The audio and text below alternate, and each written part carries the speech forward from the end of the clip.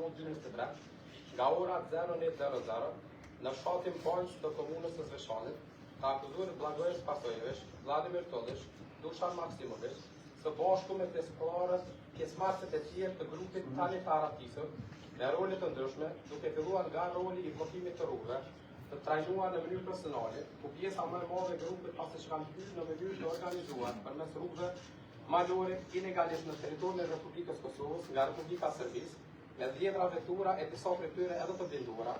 të mbushura me armë të rënda, municion, raketa herse, eksploziv, uniforma të kamufluara ushtarake dhe pajisje logjistike ushtarake, fillimisht ka bllokuar rrugët e ura e fshatit me 2 kamion, pastaj janë fshehur dhe kanë zënë pozicionet e tyre dhe pasi që kanë ardhur zyrtarët politor të Republikës Kosovës për të hequr kamionët dhe liruar rrugën, në ato moment i kanë sulmuar me eksploziv dhe armë të rënda, me rast tek ura e fshatit ka mbetur i vrarë zyrtari politor Afrim Bunjaku, si dhe është plagosur zyrtari politor Alban Rashitit, e janë lënduar zyrtarë të tjerë politor Çlerim Shashirin, Ilsa Pyroziu, Sada Dushi, son ky i cili ka marrëduar deri në orën 15, ku shumica të dërmuese e këtij grupi janë arratisur në drejtim të rrugëve malore për në Republikën e Serbisë. E gjithë kjo me qëllim që seriozisht të destabilizojë dhe shkatërrojë strukturat themelore politike, kushtetuese, ekonomike e shoqërore të Republikës Kosovës. Përmes këtij plani mirë të organizuar, përmes përdorimit të dhunës me armatim të rëndë, kanë tentuar që të shkëputin pjesën veriore të territorit të Republikës së Kosovës,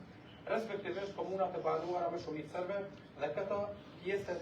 të territorit të bashkuar Republikës së Serbisë, me rast si rezultati i dhunës së përdorur, ka vdekur zyrtari politor Afrim Bunjaku dhe është rrezikuar jeta e zyrtarëve të tjerë politor të popullatës. Me këto veprime, të akuzuarit kanë kryer vepra penale, kryerja e veprës terroriste në lidhje me vepra të rënda penale kundër rendit kushtetues së Republikës së Kosovës. Në mbështetje të dispozitave të Kodit Penal të Republikës së Kosovës dhe Kodit Procedurës Penale, kjo gjykatë shqipton dënimet si vijat. Të akuzuarin Blagoje Spasojević e gjykon me dënim me burgim të përjetshëm. Në dënimin e shëptuar me burgim i llogaritet koha e kaluar në masën e paravodimit. Të akuzuarin Vladimir Tollić e gjykon me dënim me burgim të përjetshëm. Në dënimin e shëptuar me burgim i llogaritet koha e kaluar në masën e paravodimit. Të akuzuarin Dušan Maksimović e gjykon me dënim me burgim në pozgjatje për 30 viteve. Në dënimin e shëptuar me dënimin me burgim, llogaritet koha e kaluar në masën e paravodimit. Të akuzuarin Blagoje Spasojević, Vladimir Tollić, Dušan Maksimović, me akvedim të